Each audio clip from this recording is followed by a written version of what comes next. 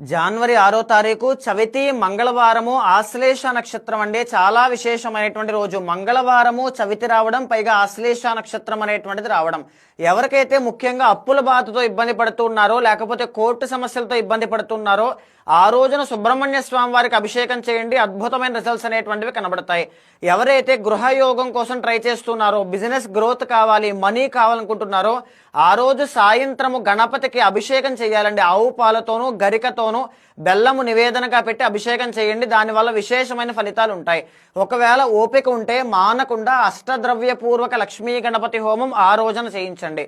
ఇకపోతే ఆశ్లేష నక్షత్రంలో జన్మించినటువంటి వాళ్ళైనా కాలసర్పదోషము కానీ, కుజదోషం కానీ, పెళ్లి కావట్లేదు, సంతానం ఉండట్లేదు అనేటువంటి వాళ్ళు ఎవరైనా ఉంటే వాళ్ళు ఖచ్చితంగా ఆ రెమెడీస్ ఆచరించడం కానీ, ఆశ్లేష బలి హోమం చేయడం కానీ చేయండి. దీనివల్ల ఎక్స్ట్రాడినరీ రిజల్ట్స్ అనేటువంటివి కనబడతాయండి. ఒక పక్క బిజినెస్కి సంబంధించి, ఒక పక్క కుజదోషానికి సంబంధించి, ఒక పక్క ఆశ్లేష నక్షత్రము. ఎవ్వరూ కూడా మిస్ అవ్వద్దు. ఏ కష్టం ఉన్నా ఆ రోజున సద్వినియోగం